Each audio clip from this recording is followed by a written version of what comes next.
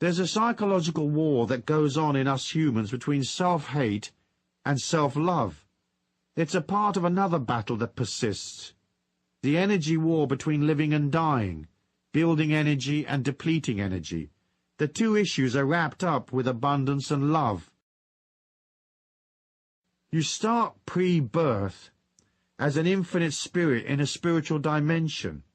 There, the spiritual memory of what you are is eternal, and so you have existed in some form or another since the beginning of time. Suddenly, the spirit energy that is the real you finds itself inside a little body, trapped there for life, collecting new experiences. The act of coming into the body is one of descending, leaving the magnificence of a domain of spiritual light and entering into solidity and restriction, physical restriction, and emotional difficulties, the restriction of a dysfunctional family maybe, poverty, disability, whatever. It's a sacred and humbling act to accept such a learning experience. It's an act of love, for the restriction will force a consolidation of energy.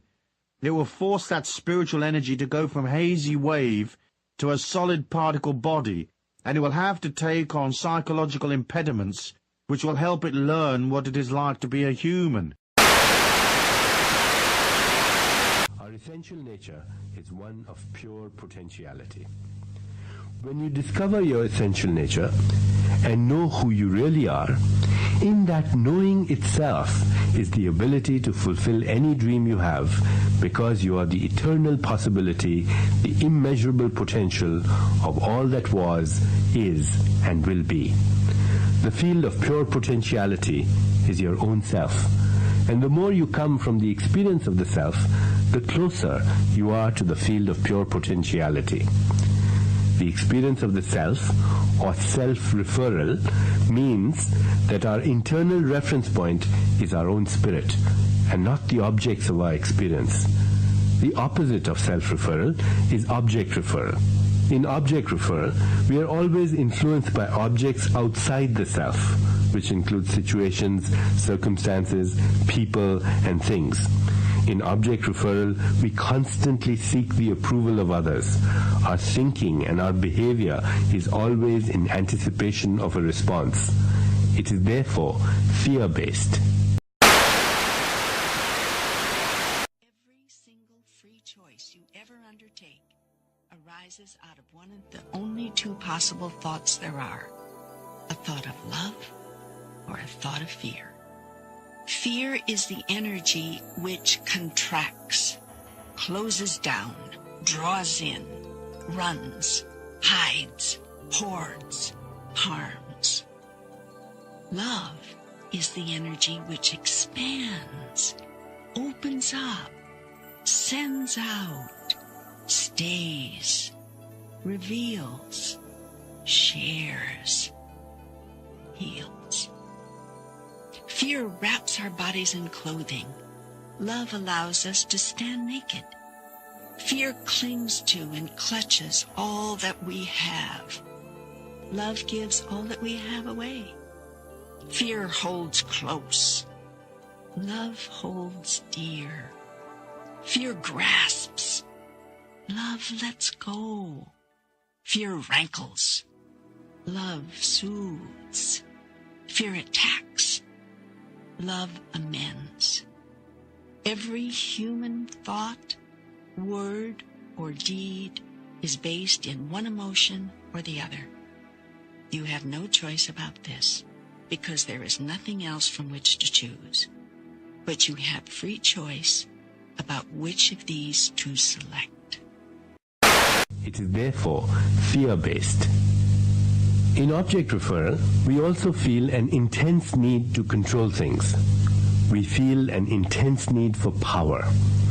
But if you really look at it, the need to control things, the need for approval, the need for power are needs that are based on fear. This kind of power is not the power of pure potentiality or the power of the self, which is real power, but rather power as it is usually used to control other people. If you didn't have fear, you wouldn't need to control, and you wouldn't need to struggle to have this kind of power over others. In object referral, your internal reference point is your ego. But the ego is not who you really are. The ego is your self-image. It is your social mask. And it is your social mask that wants approval. It wants to control. It wants to have power because it lives in fear. Your true self, which is your spirit, your soul, is completely free of those things. It is immune to criticism, it is unfearful of any challenge, and it feels beneath no one. And yet, even though it feels beneath no one, it is humble because it recognizes that everyone else is the same self, the same spirit, in different disguises. It feels respect for other people, while at the same time feeling beneath no one. That's the difference between object referral and self-referral. In self-referral, you experience your true being, which is unfearful of any challenge and feels beneath no one. This is true power. Power that comes from object referral through an object of reference is ego-based power and is not true power because it lasts only as long as the object is there. If you have a certain title, if you're the president of the country or the chairman of a corporation, if you have a lot of money, that kind of power goes with the job, it goes with the money, it goes with the title. And as long as you have all that, you have ego-based power. But as soon as the title, the job, the money goes away, so does the power. Self-power, on the other hand, is permanent. And there are certain characteristics of that self-power. It draws people to you, and it also draws things that you want to you. It develops in such a way that people, situations, and circumstances are drawn to you to support what you want. This is also called the support of natural law or support from the laws of nature. It is the support of divinity. It is the support that comes from being in the state of grace. And in this case, your power is such that you enjoy a bond with people, and people enjoy a bond with you. Your power is that of bonding, a bonding that comes from true love. I want you to think now of what we're talking about here, about pictures, about thinking in pictures. If you're going to rearrange the furniture in your room, you get the picture of where you want things, and then you move the furniture there. Everything we do it in our mind first. When we don't have a picture, we have confusion. If you try and get two pictures in your mind at the same time, you're in a confused state. So, when we start thinking about ourselves, and we realize we're spiritual beings, we live in a physical body, we have an intellect, that becomes a bit of a problem. How do you see that? How do you get all that? And it becomes too confusing, so we stop thinking about it.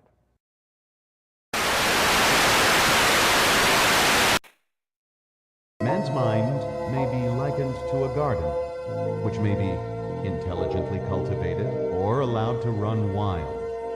But whether cultivated or neglected, it must and will bring forth.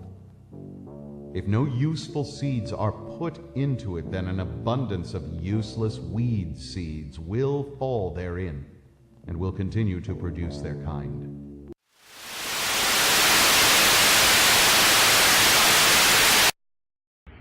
Let me call your attention to a great power which is under your control, said Mr. Carnegie. A power which is greater than poverty, greater than the lack of education, greater than all of your fears and superstitions combined. It is the power to take possession of your own mind and direct it to whatever ends you may desire. This profound power, Mr. Carnegie continued, is the gift of the Creator, and it must have been considered the greatest of all of his gifts to man, because it is the only thing over which man has the complete and unchallengeable right of control and direction.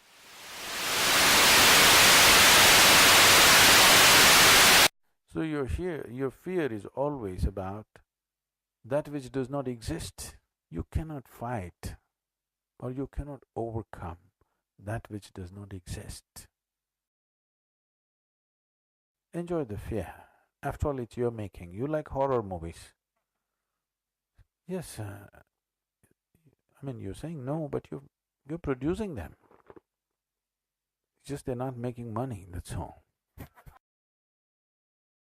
Even if the world is not kind to him, at least his own mind should be kind to him, should produce some nice movies. You did not create yourself. Yes or no? Can you digest your food or digestion happens?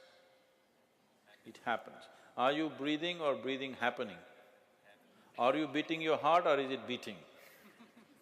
I can go on to your liver and kidney and everything, even to the spleen. Even the tiniest thing in your body, you're not running it, isn't it? It is happening. Are you spinning the planet or is it spinning by itself? You doing nothing. Doing nothing, that just tidbits, everything vital is just being done. Yes or no? Everything that's vital to life is being done. You just have to sit here and just enjoy the spin. For that, how many problems? God is not the goal. Mukti is the goal. Liberation is the goal. Ultimate freedom is the goal. God is never the goal. Yes or no? You don't like it, because you've forgotten. Otherwise, mukti is the goal, isn't it? Mukti means what? Liberation, freedom from everything, including God. You are using God as a stepping stone if you need it. You can grow with God or without God.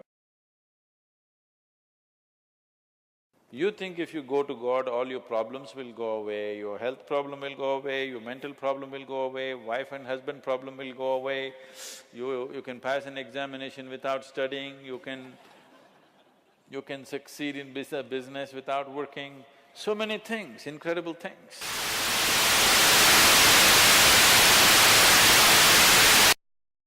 The only person who succeeds is the person who is progressively realizing a worthy ideal. Think of a ship leaving a harbor, and think of it with the complete voyage mapped out and planned. The captain and crew know exactly where it's going and how long it'll take. It has a definite goal. Now 9,999 times out of 10,000 it will get to where it started out to get. Now let's take another ship, just like the first, only let's not put a crew on it or a captain at the helm. Let's give it no aiming point, no goal, no destination. We just start the engines and let it go. I think you'll agree with me that if it gets out of the harbor at all, it'll either sink or wind up on some deserted beach, a derelict. It can't go anyplace because it has no destination and no guidance, and it's the same with a human being. So in that split second, then you lived inside your mother's womb for 9 months. And in that 9-month period of time, you trusted your nature. You didn't have a sonogram and say, oh my God, I don't have a nose. This is very scary. What if it doesn't show up on time? Or you didn't do any of that. You trusted completely in your own nature, right? And so did your mother. There's very little that you can do, because what you were to become, everything that this physical body needed, was all handled in there. So what happens? We go through those 9 months, totally uninterrupted. We have no questions. Everything works out. And then what? We say the very first thing, we pop out after 9 months, we'll take over from here. That was good work. Nice work, God. Thank you very much. And so what we'll do is just sort of edge you out of here, you know. So we edge God out. We take on an ego, E-G-O. And we edge out and we say, we'll take over. And we have an ego, and this ego, what this ego does is it takes on a set of beliefs. And these beliefs are that I am what I have, that I am what I do, that I am what other people think of me. So we're raised to believe that the more stuff I accumulate, the more things that I get, this is who I am. The more that people like me, this is what I'll get, and on it goes. If you knew, it says in the Course in Miracles, if you knew who walked beside you at all times on this path that you have chosen, you could never experience fear or doubt again. In verse 25 of the Tao, it says, thus to know humanity, understand earth. To know earth, understand heaven, which is where earth came from. To know the way, understand the great within yourself.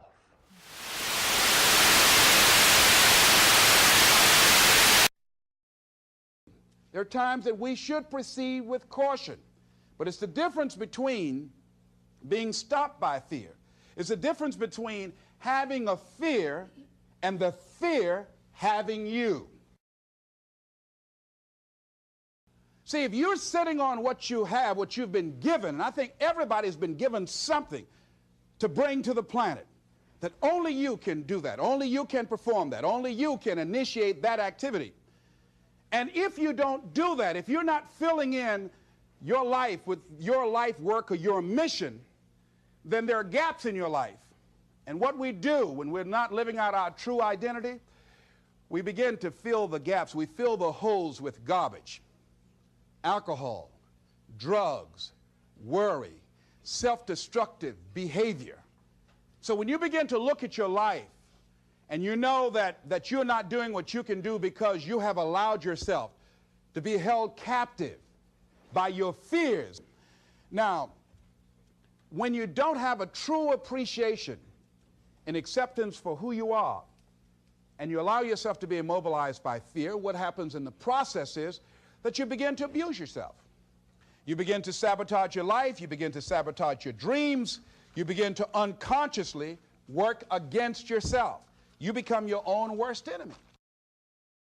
When life can no longer threaten you with death, so what else is there? The highest thought is always that thought which contains joy. The clearest words are those words which contain truth. The grandest feeling is that feeling which you call love. Joy, truth, love. These three are interchangeable, and one always leads to the other. It matters not which order they are placed.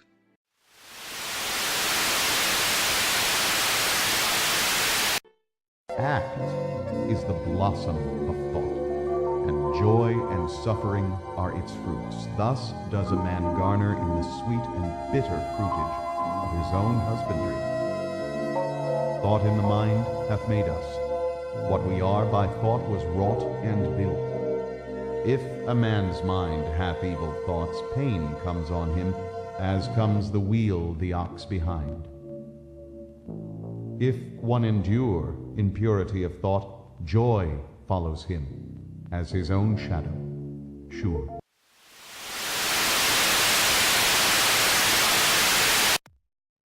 What you most fear is what will most plague you. Fear will draw it to you like a magnet. All your holy scriptures of every religious persuasion and tradition which you have created contain the clear admonition, fear not. Do you think this is by accident? The laws are very simple. Thought is creative. Fear attracts like energy. Love is all there is. No prayer, and a prayer is nothing more than a fervent statement of what is so, goes unanswered. Every prayer, every thought, every statement, every feeling is creative. To the degree that it is fervently held as truth, to that degree will it be made manifest in your experience. When it is said that a prayer has not been answered, what has in actuality happened is that the most fervently held thought, word, or feeling has become operative. Yet what you must know, and here's the secret, is that always it is the thought behind the thought, what might be called the sponsoring thought, that is the controlling thought. If therefore you beg and supplicate, there seems a much smaller chance that you will experience what you think you are choosing, because the sponsoring thought behind every supplication is that you do not have now what you wish. Man is buffeted by circumstances so long as he believes himself to be the creature of outside conditions. But when he realizes that he is a creative power, and that he may command the hidden soil and seeds of his being out of which circumstances grow, he then becomes the rightful master of himself. So long as you entertain the notion that there is something or someone else out there doing it to you, you disempower yourself to do anything about it. Only when you say, "I did this," can you find the power to change it. It is much easier to change what you are doing than to change what another is doing. The first step in changing anything is to know and accept that you have chosen it to be what it is. If you can't accept this on a personal level, agree to it through your understanding that we are all one. Seek then to create change, not because the thing is wrong, but because it no longer makes an accurate statement of who you are. Men are anxious to improve their circumstances, but are unwilling to improve themselves. They therefore remain bound. You have created yourself out of the experience of others. If there were such a thing as sin, this would be it. To allow yourself to become what you are because of the experience of others. This is the sin you have committed, all of you. You do not await your own experience. You accept the experience of others as gospel, literally. And then when you encounter the actual experience for the first time, you overlay what you think you already know onto the encounter. If you did not do this, you might have a wholly different experience, one that might render your original teacher or source wrong. In most cases, you don't want to make your parents, your schools, your religions, your traditions, your holy scriptures wrong, so you deny your own experience in favor of what you have been told to think. I tell you, there is no such experience after death as you have constructed in your fear-based theologies. Yet there is an experience of the soul so unhappy, so incomplete, so less than whole, so separated from God's greatest joy, that to your soul this would be hell. If you cannot love yourself, you cannot love another. Many people make the mistake of seeking love of self through love of another. Of course, they don't realize they are doing this. It's not a conscious effort. It's what's going on in the mind, deep in the mind, in what you call the subconscious. They think, if I can just love others, they will love me. Then I will be lovable, and I can love me. The reverse of this is that so many people hate themselves because they feel there is not another who loves them. This is a sickness. It's when people are truly lovesick, because the truth is, other people do love them, but it doesn't matter. No matter how many people profess their love for them, it's not enough.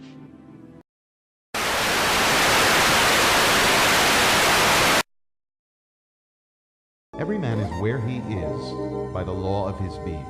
The thoughts which he has built into his character have brought him here, and in the arrangement of his life there is no element of chance, but all is the result of a law which cannot err. This is just as true of those who feel out of harmony with their surroundings as of those who are contented with them. Here is the paradox of all human relationships. You have no need for a particular other in order for you to experience fully who you are, and without another, you're nothing.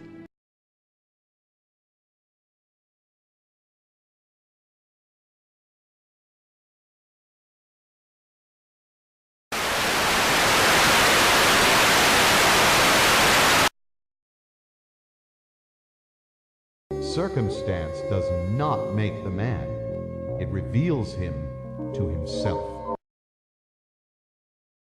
Men do not attract that which they want, but that which they are. Their whims, fancies, and ambitions are thwarted at every step, but their inmost thoughts and desires are fed with their own food, be it foul or clean. The divinity that shapes our ends is in ourselves. It is our very self.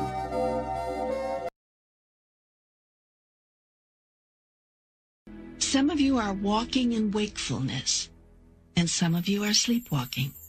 Yet all of you are creating your reality. Creating, not discovering.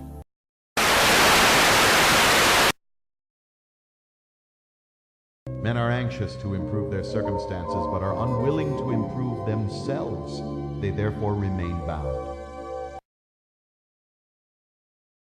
It is pleasing to human vanity to believe that one suffers because of one's virtue, but not until a man has extirpated every sickly, bitter, and impure thought from his mind, and washed every sinful stain from his soul, can he be in a position to know and declare that his sufferings are the result of his good and not of his bad qualities. And on the way to, yet long before he has reached that supreme perfection, he will have found, working in his mind and life, the great law which is absolutely just, and which cannot therefore give good for evil, evil for good. Possessed of such knowledge, he will then know, looking back upon his past ignorance and blindness, that his life is and always was justly ordered. Teachers have all come with the same message. Not, I am holier than thou, but you are as holy as am I. This is the message you have not been able to hear. This is the truth you have not been able to accept. And that is why you can never truly, purely fall in love with another. You have never truly, purely fallen in love with yourself. And so I tell you this, be now and forever centered upon yourself. Look to see what you are being, doing, and having in any given moment, not what's going on with another. It is not in the action of another, but in your reaction that your salvation will be found. A man is not rightly conditioned until he is a happy, healthy, and prosperous being. When you lose sight of each other as sacred souls on a sacred journey, then you cannot see the purpose, the reason behind all relationships. The soul has come to the body, and the body to life, for the purpose of evolution. You are evolving, you are becoming, and you are using your relationship with everything to decide what you are becoming. This is the job you came here to do. This is the joy of creating self, of knowing self, of becoming consciously what you wish to be. It is what is meant by being self-conscious. You have brought yourself to the relative world so that you might have the tools with which to know and experience who you really are. Who you are is who you create yourself to be in relationship to all the rest of it.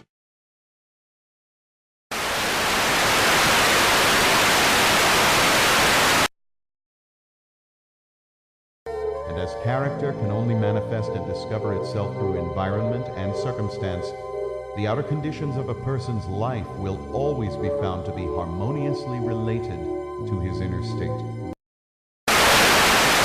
So, you will be what you will to be.